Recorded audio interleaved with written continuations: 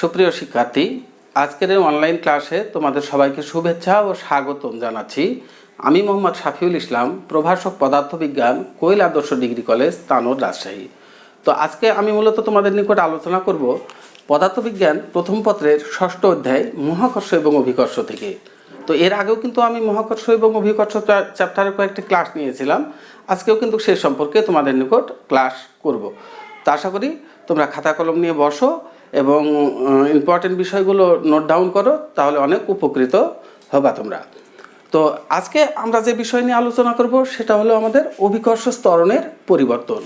অভিকর্ষ ত্বরণের কেন পরিবর্তন হয়, কোথায় পরিবর্তন হয়, সেই বিষয়গুলো নিয়ে আমরা আলোচনা করব।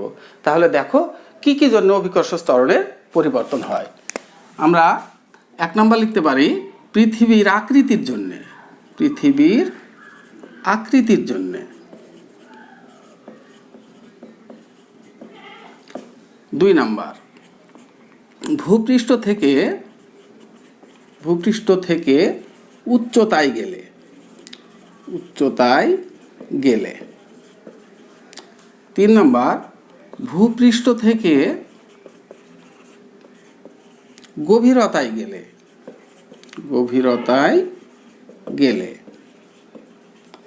4 নম্বর পৃথিবীর আহ্নিক গতির জন্যে।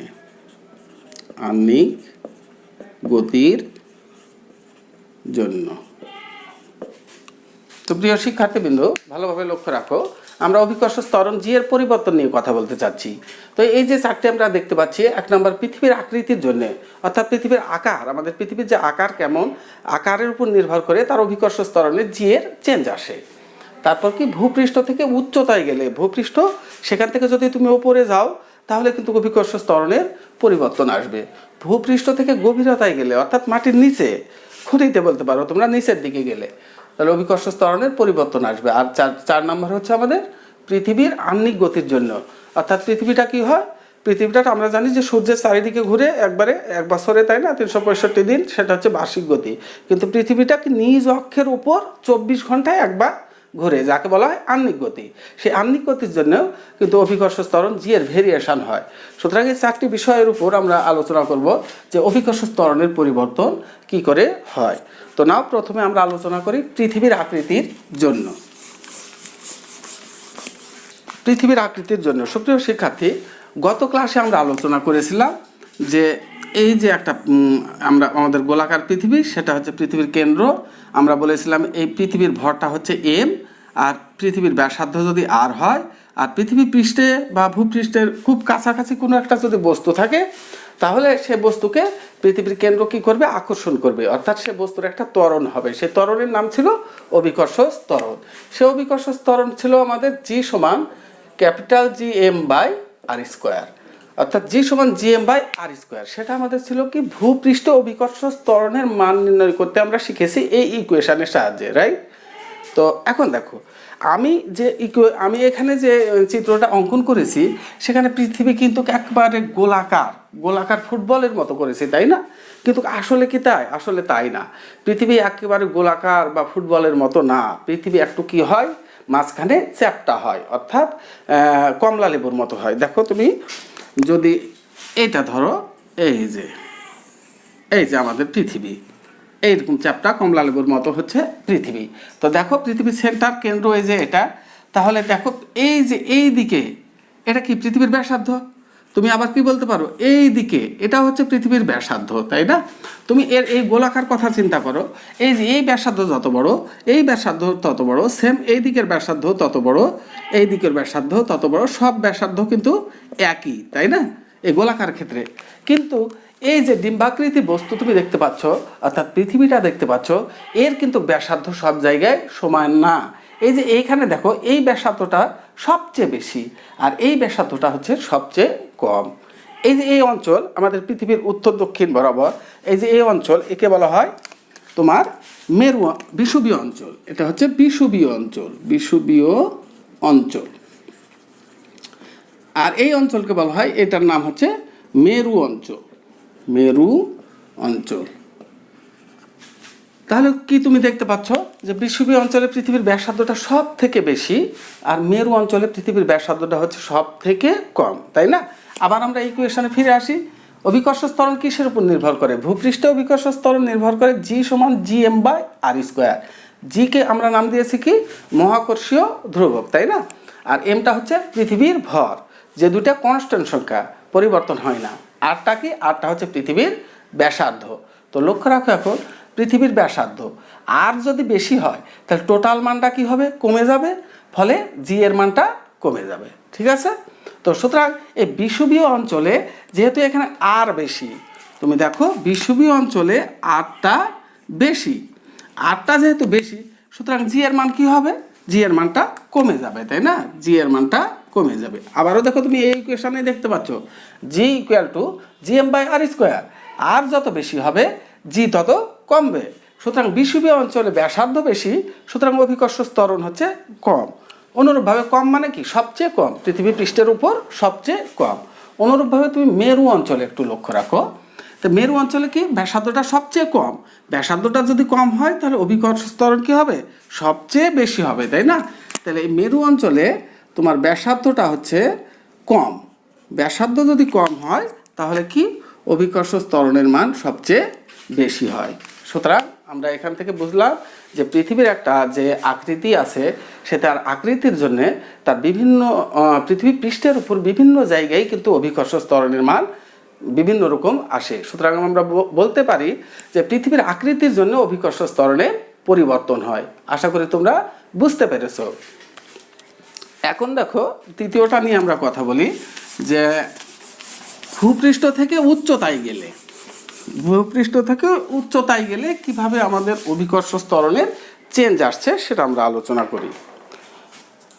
তো এখানে দেখো, আমরা পৃথিবী বলি, ধরো এটা পৃথিবী, পৃথিবীর কেন্দ্র। তাহলে এই পৃথিবীর এম ভরে আমাদের পৃথিবীর ভর হচ্ছে এম, আর পৃথিবীর ব্যাসার্ধ হচ্ছে আর।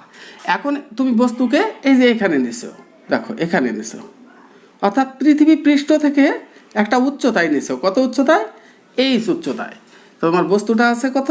পৃথিবী পৃষ্ঠ থেকে এইচ উচ্চতায়, অর্থাৎ এইচ উচ্চতায়। তুমি এইচ উচ্চতায় ভূপৃষ্ঠ থেকে সেই জায়গায় অভিকর্ষ ত্বরণটা কত সেটা তুমি বের করতে চাচ্ছ। আগে কিন্তু আগের ইকুয়েশনে আমরা পৃথিবী পৃষ্ঠে অভিকর্ষ ত্বরণ বের করেছিলাম, তাই না? তো এখন পৃথিবী পৃষ্ঠ থেকে এইচ উচ্চতায়। দেখো তো, বস্তুটা যদি পৃথিবী পৃষ্ঠে থাকতো, এই অবস্থানে থাকতো, তাহলে আমরা লিখতে পারতাম ভূপৃষ্ঠ অভিকর্ষ ত্বরণ, অভিকর্ষ ত্বরণ জি ইকুয়াল GM/r²। এখন দেখো, ভূপৃষ্ঠ থেকে উচ্চতর কত? এইচ উচ্চতার কোনো একটা স্থানে, তাহলে উচ্চতায়, এইচ উচ্চতায় অভিকর্ষ ত্বরণ আমরা নাম দিলাম জি প্রাইম। সেম দেখো, GM/r²।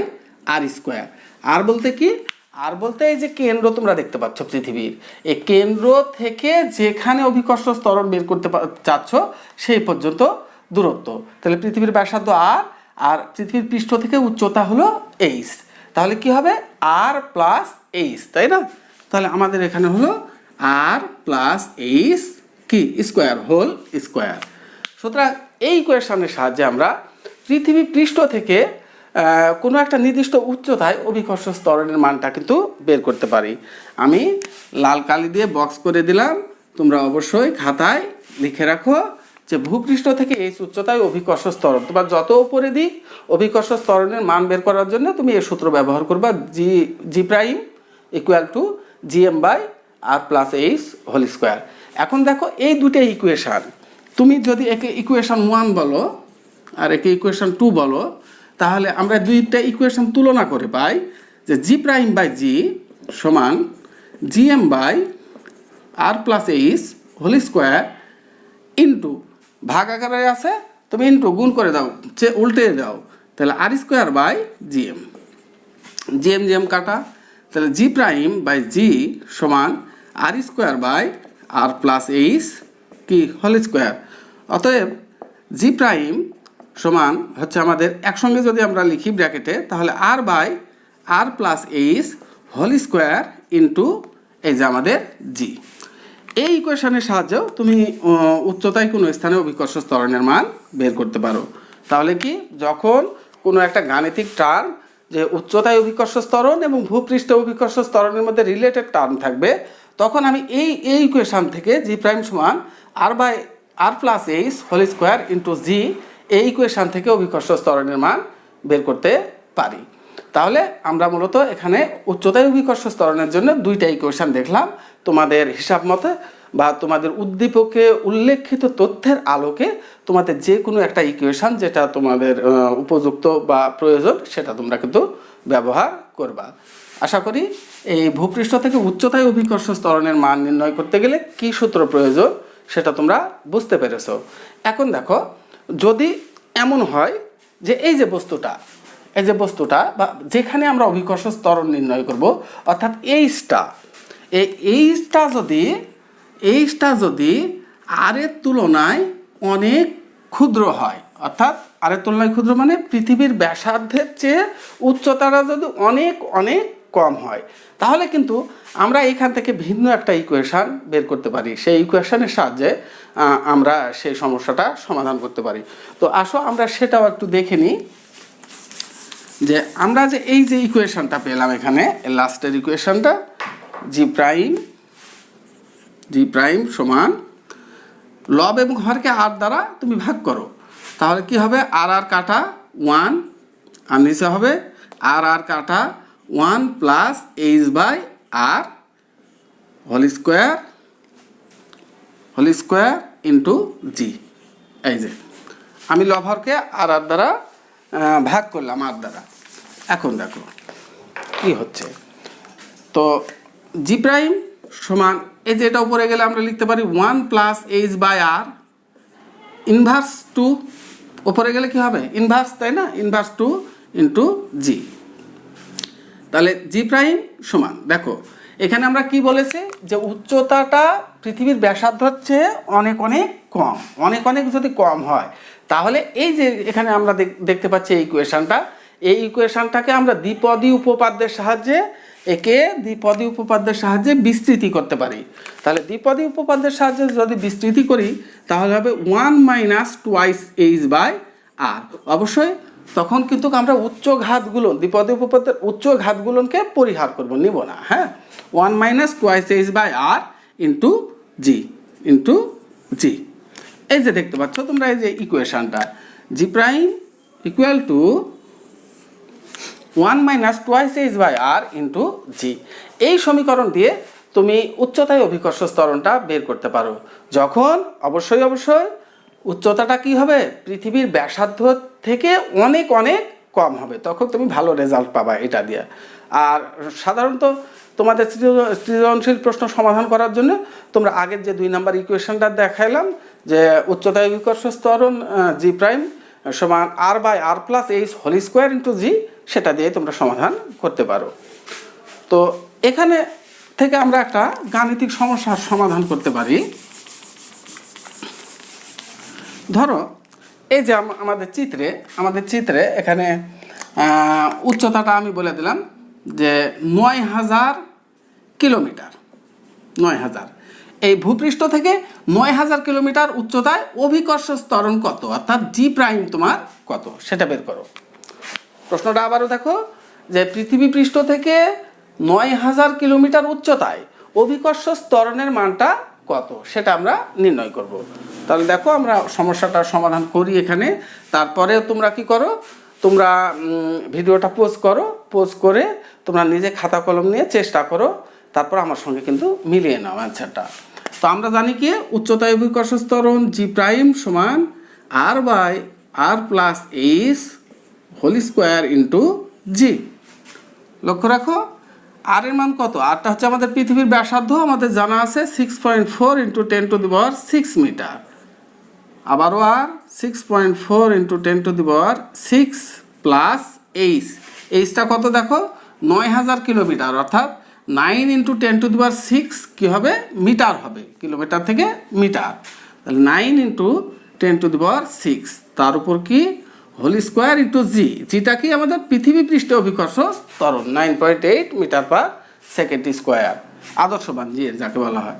তাহলে আমরা এখন ক্যালকুলেটর যদি ব্যবহার করি তাহলে এই 9000 কিলোমিটার উচ্চতায় অভিকর্ষ ত্বরণের মানটা আমরা পেয়ে যাব। তো দেখো কত হচ্ছে 6.4 into 10 to the power 6 divided by 6.4 into 10 to the power 6 plus 9 into 10 to the power 6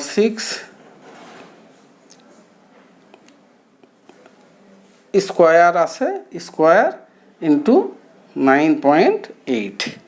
তাহলে আমাদের উত্তর হচ্ছে 1.69 মিটার পার সেকেন্ড স্কোয়ার। এই যে আমরা পেলাম যে 9000 কিলোমিটার উচ্চতায় অভিকর্ষ ত্বরণের মানটা কত। তো আবার আমরা আরেকটা সমস্যাটা এখানে দেখতে পারি যে ভূপৃষ্ঠ থেকে কত উচ্চতায় গেলে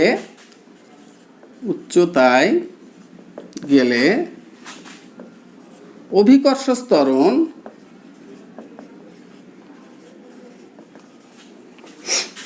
ভূপৃষ্ঠের অভিকর্ষ ত্বরণের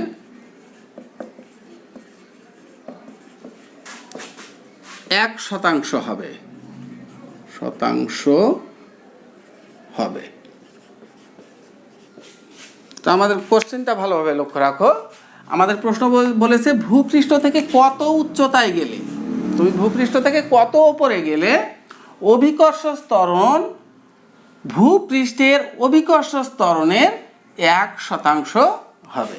ঠিক আছে, তো নাও আমরা একটু সমাধান করার চেষ্টা করি। তো এখানে কি আমাদের ভূপৃষ্ঠ অভিকর্ষ ত্বরণ আমরা ধরে নিই ভূপৃষ্ঠ অভিকর্ষ ত্বরণ সমান কি জি, তাই না?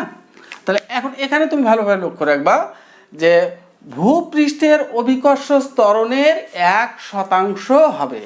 ভূপৃষ্ঠ থেকে কত উচ্চতায় গেলে সেখানে অভিকর্ষ ত্বরণ ভূপৃষ্ঠের অভিকর্ষ ত্বরণের 1% হবে। তাহলে এই উচ্চতায় অভিকর্ষ ত্বরণ নাম দিয়েছি কি আমরা জি প্রাইম, সেটা কি হবে ভূপৃষ্ঠের অভিকর্ষ ত্বরণের 1%। তাহলে উচ্চতায় অভিকর্ষ ত্বরণ ভূপৃষ্ঠের অভিকর্ষ ত্বরণের 1%, সেটাই কিন্তু বলেছে আমাদের 1%, রাইট? তো এখন দেখো জি প্রাইম সমান হচ্ছে কি আমাদের জি ইন্টু 1/100, তার মানে জি বাই 100। এই যে এখান থেকে আমাদের কি বের করা লাগবে, উচ্চতা বের করা লাগবে, তাই না? তাহলে এই সমান কত, এটাই আমাদের বের করা লাগবে। তাহলে নাও আমরা সমস্যার সমাধান করি। আমাদের আগের ইকুয়েশন আমাদের জানা আছে জি প্রাইম সমান R by R plus H whole square into G. তা লক্ষ্য রাখো এখানে আমরা লিখতে পারি জি প্রাইম, এই যে জিটাকে আমরা নিচে নিয়ে আসলাম, জি সমান R by R plus H whole square. এখন তুমি মান বসাও, দেখো জি প্রাইমের মান কত, জি বাই 100, জি প্রাইমের মান জি বাই 100, আর নিচে কত আছে, জি আছে, সমান R by R plus H whole square. আচ্ছা দেখো ওপরে যে নিচের জি কাটা, তাই না? তাহলে 1/100 সমান কি হচ্ছে R by R plus H whole square. তো এখানে কি আমরা এই স্কোয়ারকে টাকা আউট করতে পারি, উভয় পাশে কি বর্গমূল করতে পারি, তাই না? যদি উভয় পাশে বর্গমূল করি তাহলে কি হবে 1/10 হবে, 1/10, আর হবে কি আর বাই আর প্লাস এইচ। এখন একটু আড়াআড়ি গুণ করি যে আর প্লাস এইচ সমান কত হচ্ছে 10r, তাহলে এইচ সমান কত হচ্ছে 10r মাইনাস আর, অর্থাৎ 9r। অতএব এইচ সমান আমরা পাচ্ছি 9r, 9 ইন্টু আর এর মান কত আমাদের পৃথিবীর, আরটা কি পৃথিবীর ব্যাসার্ধ, অর্থাৎ 6.4 into 10 to the power 6 metre. তাহলে আমরা পাচ্ছি, আমরা দেখি কত পেলাম, যে 9 into 6.4 into 10 to the power 6। তাহলে আমরা পাচ্ছি এখানে অনেকগুলো 57.6 চলে আসছে, 57.6 গুণিত 10 টু দি পাওয়ার কত দেখলাম 10 টু দি পাওয়ার 6 আসছে 57.6 into 10 to the power 6 metre. এই যে আমাদের অ্যান্সার। আমরা যদি ভূপৃষ্ঠ থেকে এত উচ্চতায় যাই তাহলে সেখানে অভিকর্ষ ত্বরণ হবে আমাদের ভূপৃষ্ঠের অভিকর্ষ ত্বরণের 100 ভাগের 1 ভাগ অর্থাৎ 1%। আশা করি সমস্যাটি তোমরা বুঝতে পেরেছো। এখন আমরা আলোচনা করব যে ভূপৃষ্ঠ থেকে কি বলেছে অভিকর্ষ ত্বরণের আবার পরিবর্তন হয় কি ভূপৃষ্ঠ থেকে গভীরে গেলে, তাই না? তাহলে গভীরতায় গেলে অভিকর্ষ ত্বরণের পরিবর্তন হয়। অভিকর্ষ ত্বরণ কত হয় সেটা আমরা দেখব এখন। তাহলে ভূপৃষ্ঠ থেকে গভীরতায় অভিকর্ষ ত্বরণ। দেখো এটা আমাদের পৃথিবী, এটা ছিল কি পৃথিবীর ব্যাসার্ধ, এটা আমাদের পৃথিবীর ব্যাসার্ধ হচ্ছে আর এই যে ভূপৃষ্ঠে এখানে অভিকর্ষ ত্বরণ আমরা পেয়েছি জি সমান gm/r²। এখন দেখো ভূপৃষ্ঠ থেকে গভীরে অর্থাৎ এই দিকে ধরো এই জায়গাতে এই পয়েন্টে কত যে এইচ গভীরতায়, এই যে এইচ আমরা দেখতে পাচ্ছি এই এইচ গভীরতায় এই যে লাল একটা পয়েন্ট করি আমি, এই লাল পয়েন্ট এখানে আমরা এখন অভিকর্ষ ত্বরণের মানটা নির্ণয় করতে চাই। তো এখানে অভিকর্ষ ত্বরণের মান নির্ণয় করতে গেলে তোমাদের হয়তো একটা মনেই হতে পারে স্যার এখানে অভিকর্ষ ত্বরণ হচ্ছে গভীরতায় অভিকর্ষ ত্বরণকে আমরা G'' বলি, G'' সমান gm/। তাহলে এখানে কত, এখানে যদি এইচ হয় টোটালটা আর এই গভীরতাটা এইচ, তাহলে এটুক কত হচ্ছে, এটুক হচ্ছে r-h, তাই না? তো তোমরা বলবে স্যার gm/r-h² যেহেতু এটা উপরে অভিকর্ষ ত্বরণ ছিল gm/r², তাহলে এখানে হবে G' সমান gm/r-h²। তোমার লজিক কাজ করবে এরকম, তাই না? কিন্তু আসলে এটা কিন্তু হবে না, এটা হবে না। কেন হবে না তবে এখন দেখো সেটা। তুমি যে এই যে লাল পয়েন্টে অভিকর্ষ ত্বরণ বের করতে চাচ্ছ, এই পয়েন্টকে কেন্দ্র করে আমি একটা গোলক কল্পনা করি। এই যে এই পয়েন্টকে কেন্দ্র করে আমি একটা গোলক নিলাম। দেখো আমি এই ডট ডট দিলাম যে এই গোলক। তাহলে এই গোলকের এই ডট ডট অংশটাই পৃথিবীর কেন্দ্র কর্তৃক আকর্ষিত হবে অর্থাৎ ত্বরণ সৃষ্টি করবে। এই গোলকের বাহিরের এই যে এই অংশটা ফাঁপা, ধরো এই ফাঁপা অংশটা পৃথিবীর কেন্দ্রের উপর তার কোনো কর্তৃত্ব নাই। সুতরাং শুধুমাত্র এই গোলকের অংশটা এই অংশটায় কেন্দ্র কর্তৃক ত্বরণ সৃষ্টি হবে। তাহলে লক্ষ্য রাখো টোটাল আমাদের পৃথিবীর ভর ছিল m, তাহলে এই গোলকটার ভর কি m? নট, নিঃসন্দেহে m নয়, এই mটা অনেক কম, তাহলে এই mটা সেখানে হবে না। ঠিক আছে, তাহলে আমরা দেখো তাহলে কি লিখবো, আমার গভীরতায় অভিকর্ষ ত্বরণ এইচ গভীরতায় অভিকর্ষ ত্বরণ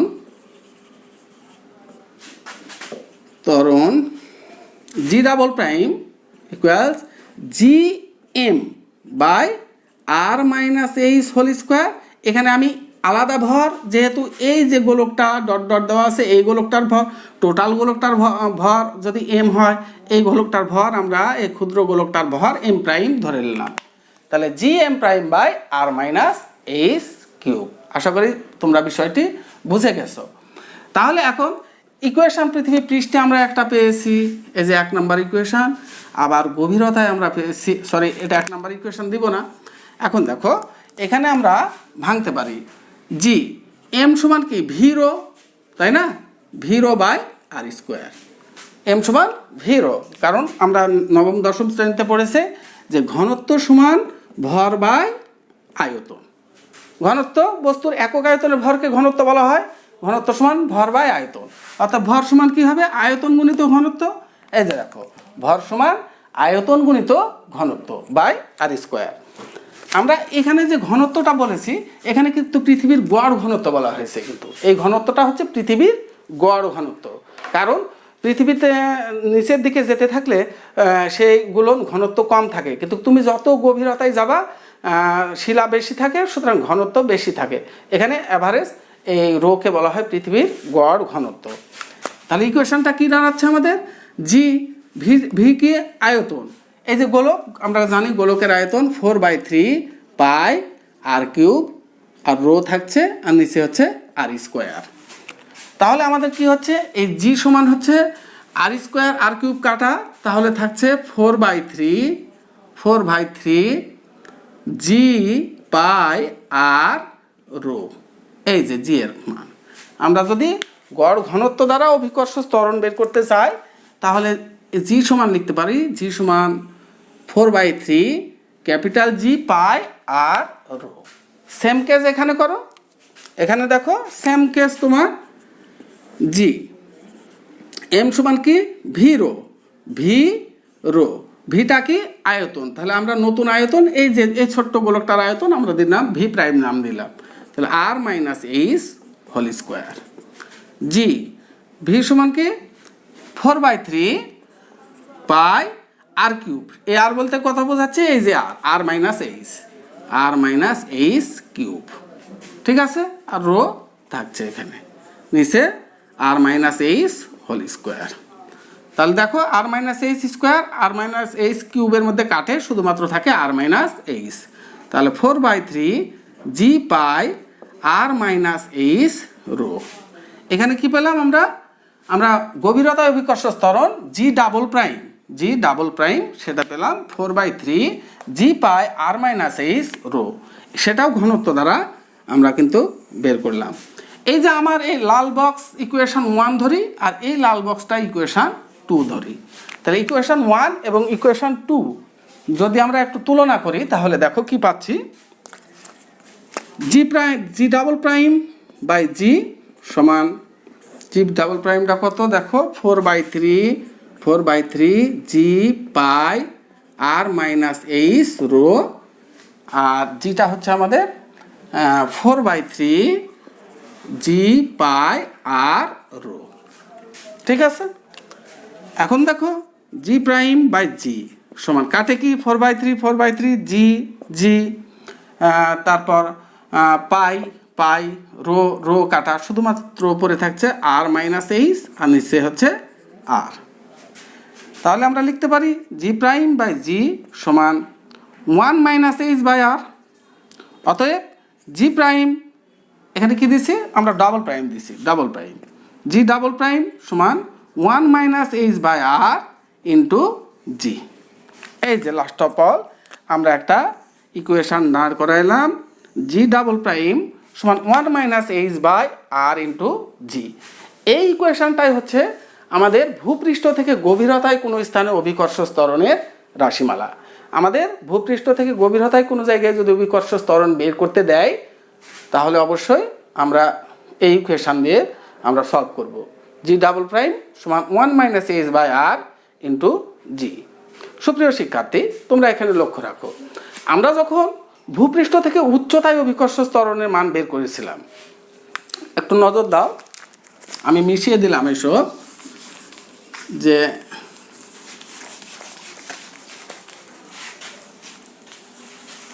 এটাকে আমি এখানে লিখি যে ভূপৃষ্ঠ থেকে গভীরতায় অভিকর্ষ ত্বরণ, মানে আমাদের কি এই লাল পয়েন্টটা ছিল, এই লাল পয়েন্টে অভিকর্ষ ত্বরণ, সেটা আমরা পেলাম জি ডাবল প্রাইম সমান 1 minus H by R into G.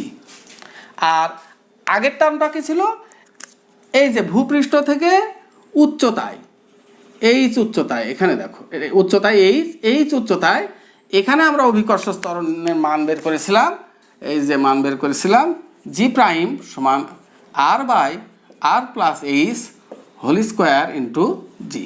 Equation তিনটা ইকুয়েশন দিক আমরা লক্ষ্য রাখি। আমরা অভিকর্ষ ত্বরণের পরিবর্তন নিয়ে আলোচনা করছি। অভিকর্ষ ত্বরণের প্রথমে আমরা দেখেছি পৃথিবীর আকৃতির জন্য অভিকর্ষ ত্বরণের পরিবর্তন হয়, তাই না? মেরু অঞ্চল এবং বিষুব অঞ্চলে অভিকর্ষ ত্বরণের আমরা পরিবর্তন দেখলাম।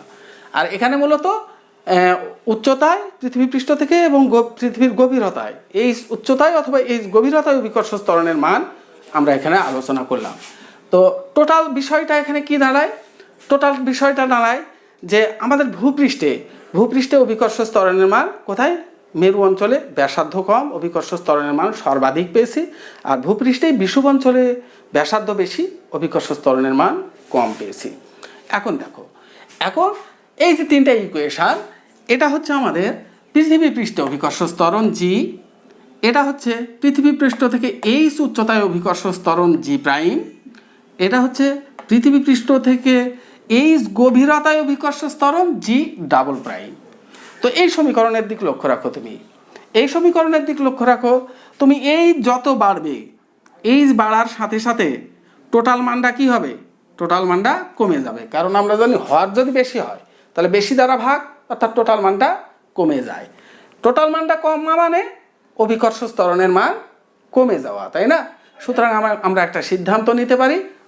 আবারও দেখো তোমরা, এখানে আমাদের এইচ বাড়ার সাথে সাথে, এইচ বাড়লে টোটাল মানটা কি হয়? কমে যায়। সুতরাং জি প্রাইম কি হয়? কমে যায়, কমে যায়। তাহলে জি প্রাইম কমার উদ্দেশ্য হলো আমরা বলতে পারি যে ভূপৃষ্ঠ থেকে এইচ বাড়াবো, মানে যত উচ্চতায় যাব অভিকর্ষ ত্বরণের মান কি হবে? ততই কমতে থাকে, রাইট? এটা একটা সিদ্ধান্তে পৌঁছলাম আমরা। ভূপৃষ্ঠ থেকে আমরা যতই উপরের দিকে যাব অভিকর্ষ ত্বরণের মান ততই কমতে থাকে। এখন দেখো তুমি এই ইকুয়েশন দেখো যে ভূপৃষ্ঠ থেকে এইচ গভীরতায় আমাদের ইকুয়েশনটা এই যে এটা ছিল। এখানে কি হচ্ছে?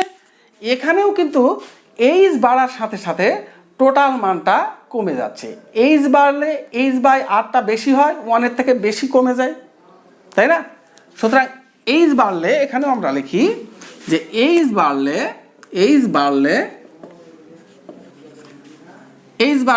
1 মাইনাস এইচ বাই আর এর মান কি হয়? কমে যায়, তাই না? 1 মাইনাস এইচ বাই আর কমে যায়। তাহলে এই টোটালটা যদি কমে তাহলে জি ডাবল প্রাইম কি হবে? জি ডাবল প্রাইমও কি হবে? কমে যাবে। এখানেও আমরা সিদ্ধান্ত নিলাম যে যতই তুমি ভূপৃষ্ঠ থেকে গভীরের দিকে যাবা অভিকর্ষ স্তরের মান কি হবে? ততই কিন্তু কমতে থাকবে। উপরেও গেলে অভিকর্ষ স্তরণের মান কমবে, ভিতরের দিকেও যত যাবা তুমি অভিকর্ষ স্তরণের মান কমতে থাকবে। একটা মজার বিষয় লক্ষ্য রাখো এখান থেকে, এই যে আমরা গভীরতায় যেটা অভিকর্ষ স্তরণ দেখতে পাচ্ছি, এইচ গভীরতায় অভিকর্ষ স্তরণ ইকুয়েশন। এখন কোনো বস্তুকে তুমি যদি এইচ গভীরতায় এখানে না রেখে, এই লাল কালির জায়গায় না রেখে তুমি একবারে কেন্দ্রে, সেন্টারে দেখো, পৃথিবীর কেন্দ্রে তুমি নিয়ে আসছো কোনো একটা বস্তুকে। এই যে এখানে পৃথিবীর কেন্দ্রে অভিকর্ষ স্তরণটা কত হবে দেখো। পৃথিবীর কেন্দ্রে অভিকর্ষ ত্বরণ,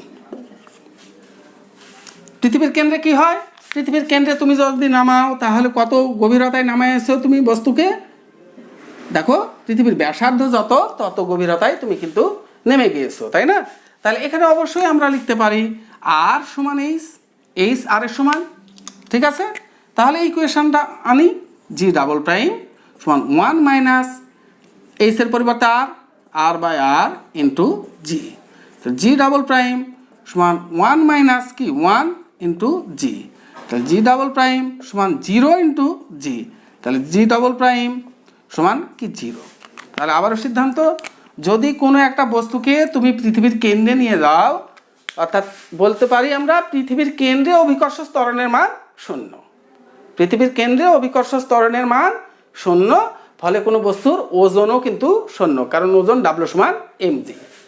তাহলে কোনো বস্তুকে পৃথিবীর কেন্দ্রে নিয়ে গেলে অভিকর্ষ ত্বরণের মান 0 হয়, সেটাই আমরা দেখলাম। সুপ্রিয় শিক্ষার্থী, আজকে মূলত আমরা অভিকর্ষ ত্বরণের পরিবর্তন নিয়ে ক্লাসটা নিলাম। এই ক্লাসে কোথাও যদি কোনো সমস্যা থাকে তোমরা আমাকে কোশ্চেন করো, আমার মোবাইল নাম্বার দেওয়া থাকলো এখানে, আমি চেষ্টা করব তোমার সমস্যাটা সমাধান করে দেওয়ার জন্যে। তো আজ এই পর্যন্ত, ভালো থেকো, সুস্থ থেকো, আল্লাহ হাফেজ।